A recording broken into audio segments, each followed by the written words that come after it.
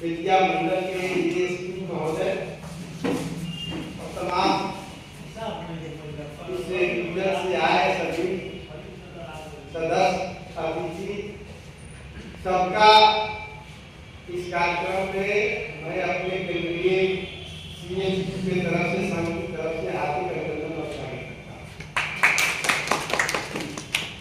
बंधुओं, भारतीय मजदूर संघ देश का सबसे बड़ा गैर राजनीतिक संगठन है। इसकी आप अनुभव कर लीजिए, श्रमिक संगठन है बना हुआ।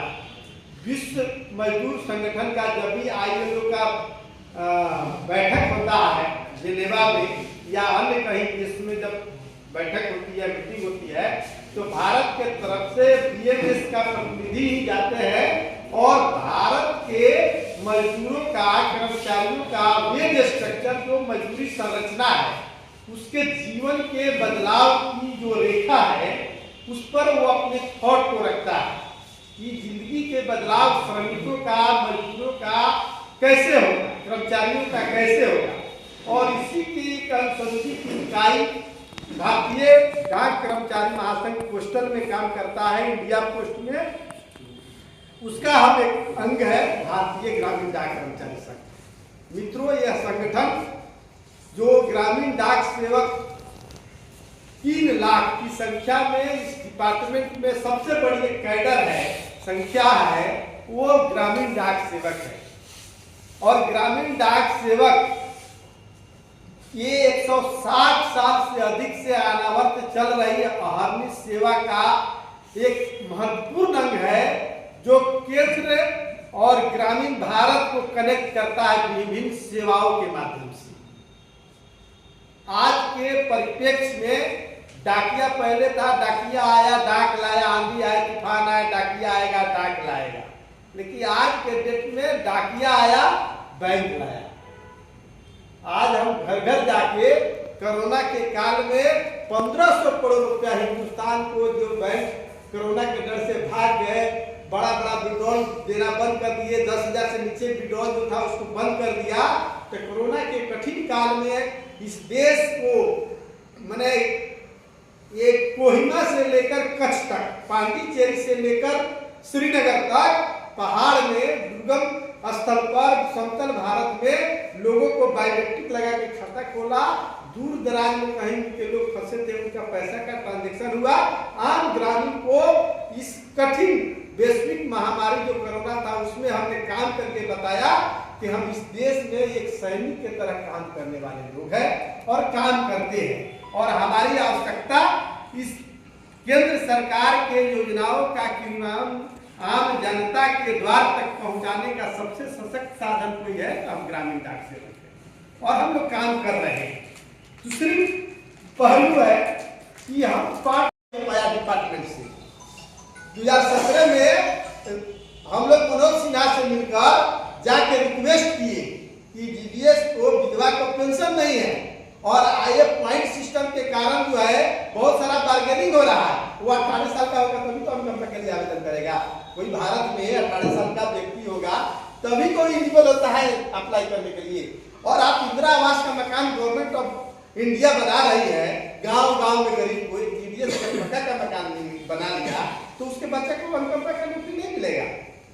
हिंदुस्तान के विधवाओं का बदुआ मत लीजिए मंत्री जी। हमारे महासंघ के हमारे गुरु जी श्री संतोष कुमार सिंह जी ने जाकर मंत्री से मिला, पूरी टीम मिला, समझाया कि विधवाओं के आज से बड़ा बड़ा संतुलन डूब गया है, इतिहास को पढ़िए।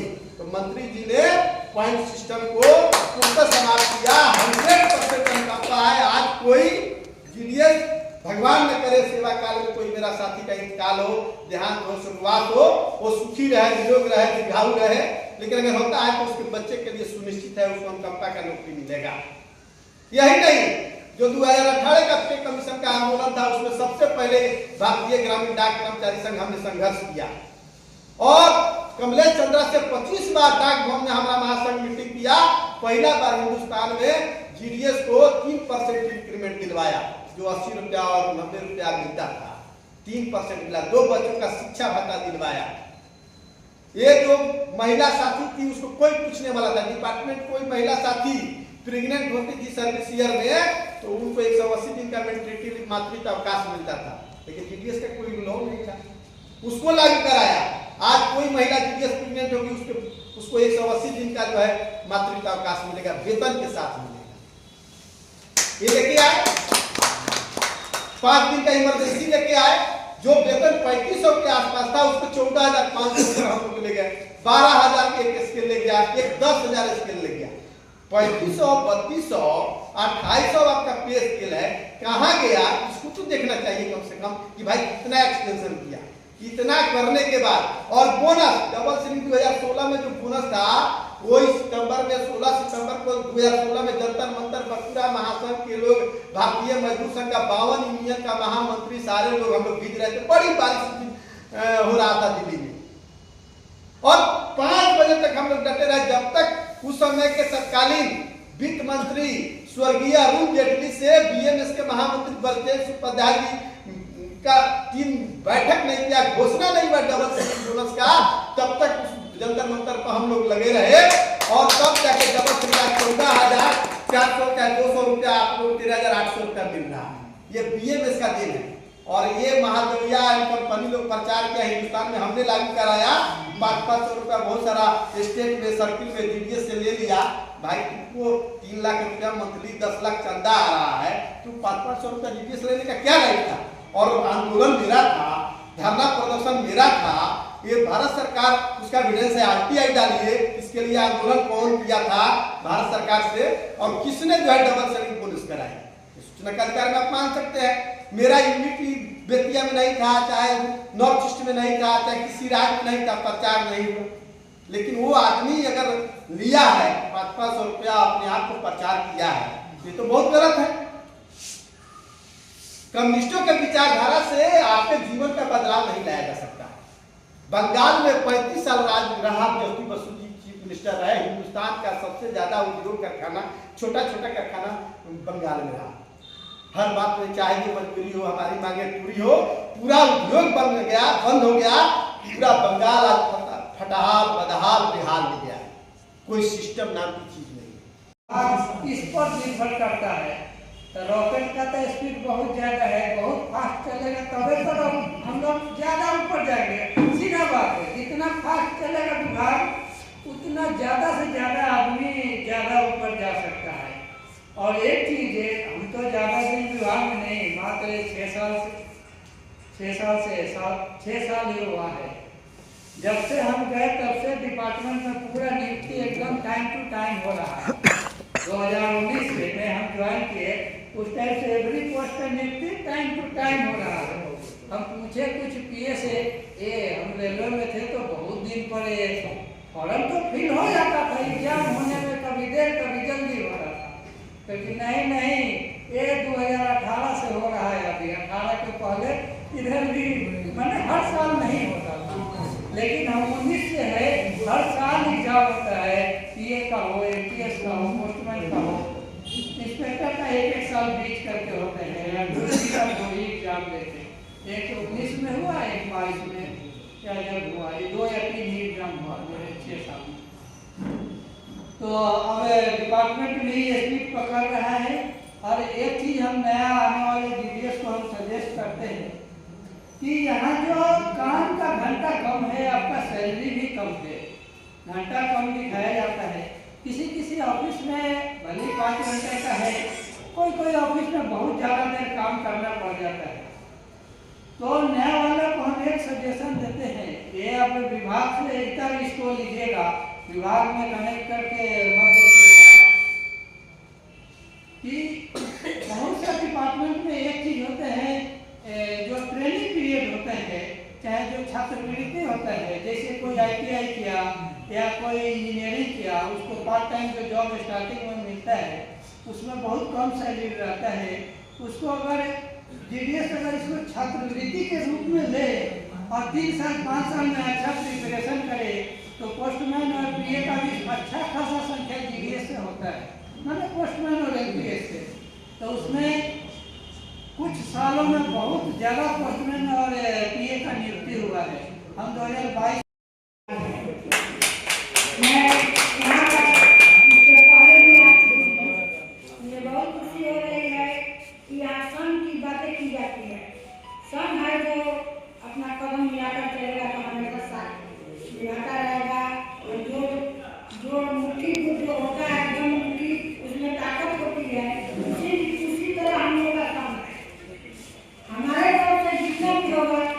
मैं आप लोगों के लिए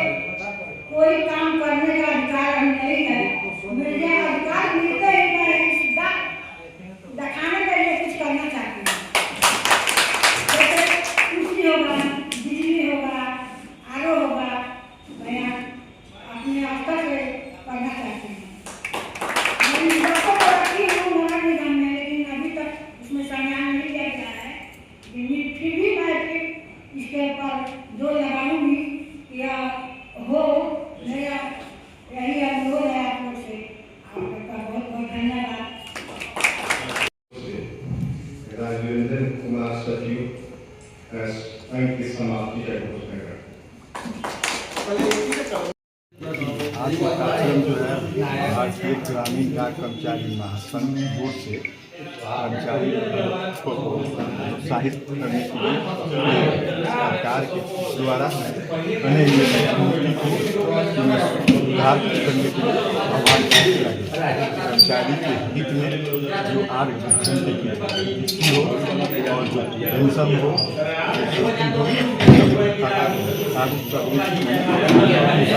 हमारे राष्ट्रीय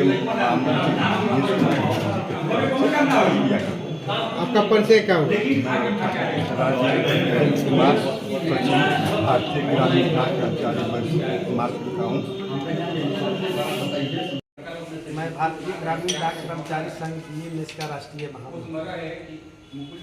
आज विद्या मंडल में आई भारतीय ग्रामीण डाक कर्मचारी संघ के वार्षिक अधिवेशन में ये सम्मिलित हुआ। ये मेरे लिए सौभाग्य की बात है। वर्तमान में 8वें वेतन आयोग की जो गठन हुआ है उसके आलोक में या उसमें शामिल करने के लिए देश के 3 लाख ग्रामीण डाक सेवकों के लिए भारतीय ग्रामीण डाक कर्मचारी संघ प्रयास कर रहा है।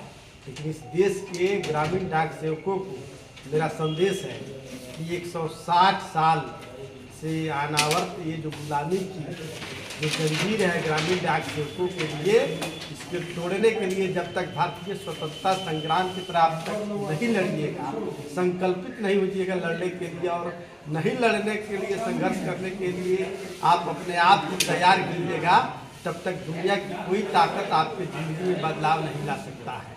आज संगठन से जो लोग विमुख है, जो संगठन से अनइंटरेस्टेड है, वो जान ले कि सरकार के द्वारा और डिपार्टमेंट के द्वारा जितनी सारी नीति और जितना सारा रूल जो आ रहा है उससे मुक्ति पाने के लिए केवल और केवल संगठन ही एकमात्र हथियार है जिसके द्वारा अपने मौलिक अधिकारों के लिए आप और हम लड़ सकते हैं। इसलिए जहाँ रहिए संगठित रहिए, संकल्पित रहिए और आने वाले समय के लिए अपने आप को तैयार हो जाइए।